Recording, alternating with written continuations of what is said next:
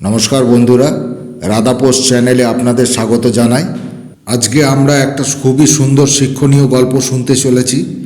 আশা করছি এই গল্পটি থেকে আমরা কিছু জানতে পারবো, আর সেটি হচ্ছে ধর্ম আর কর্মের মধ্যে কে বড়। এটাই হচ্ছে আজকের ভিডিওর মূল বিষয়বস্তু। তো চলুন ভিডিওটি শুরু করা যাক।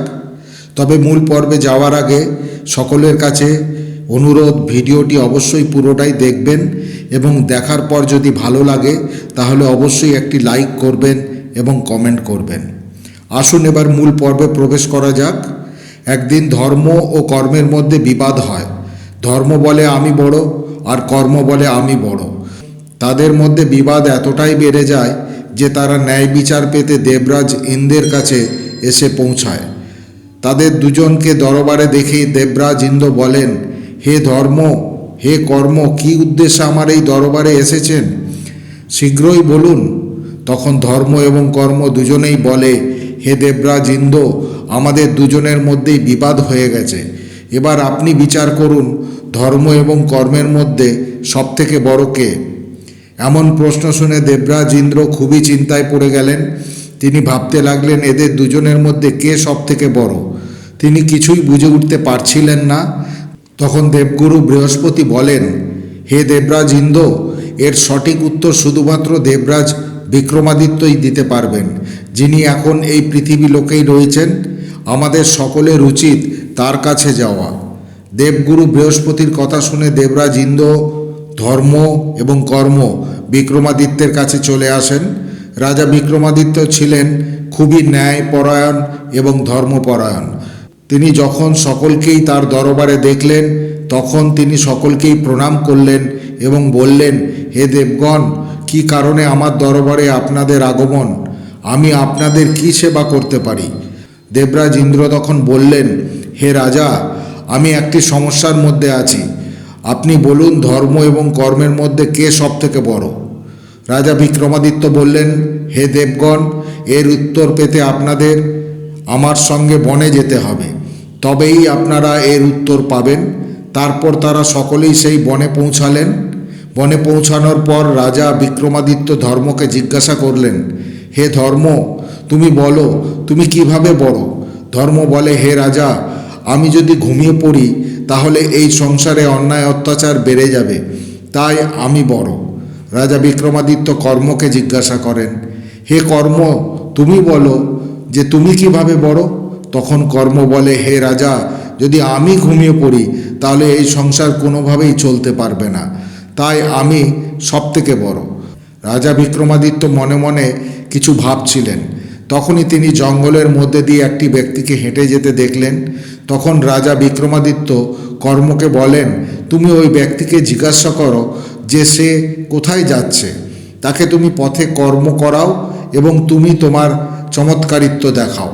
তখন ধর্ম বলল, হে রাজা, আমি ওই ব্যক্তির ধর্ম হই, আমি তাহলে ঘুমিয়ে পড়ছি, কিন্তু আপনি কর্মকে ওই ব্যক্তির কাছে পাঠিয়ে দিন। এই বলে ধর্ম ঘুমিয়ে পড়ল আর কর্ম ওই ব্যক্তির কাছে চলে আসে আর বলে, হে মানুষ, তুমি কোথায় যাচ্ছ?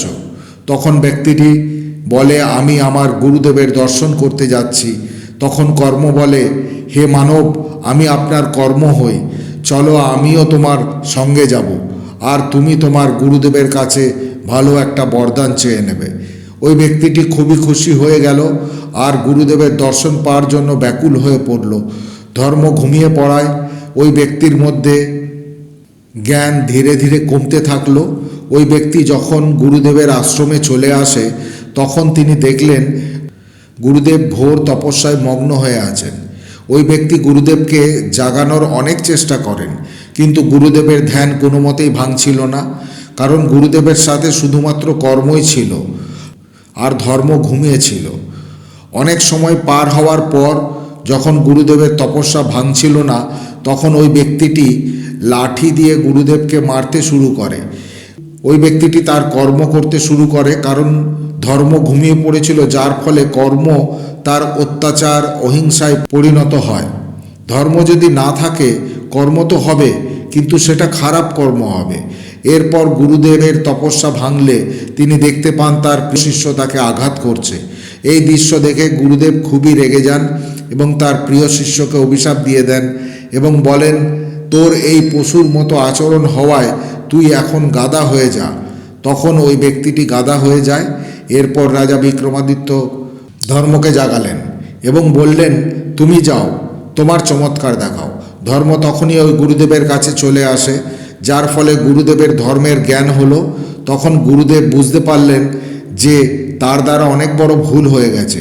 তখন গুরুদেব বললেন, হে প্রভু, আমি কি করলাম? আমি অজ্ঞানে আমার প্রিয় শিষ্যকে অভিশাপ দিলাম। গাধারূপী ব্যক্তিটি তার বাড়ির কাছে চলে আসে। বাড়িতে এসে তিনি তার স্ত্রীর কাছে চলে যায়। এরপর তার স্ত্রীরও ধর্মের জ্ঞান হওয়ায় তিনি বুঝতে পারলেন যে তার স্বামী বাড়ি আসতে চলেছে। ধর্মের জ্ঞান হওয়ায় আরও বুঝতে পারলেন যে গুরুদেব তাকে অভিশাপ দিয়েছেন।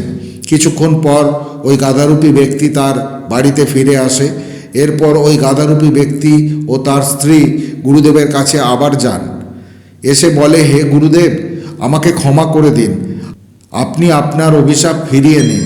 তখন গুরুদেব বলেন, হে কন্যা, আমি আমার অভিশাপ ফিরিয়ে নিতে পারি না, কিন্তু এর থেকে মুক্তির উপায় অবশ্যই বলে দিতে পারি। যদি আমার শিষ্য দেবরাজ ইন্দ্র এবং দেবগুরু বৃহস্পতির দর্শন করেন তাহলে অবশ্যই মুক্ত হয়ে যাবে।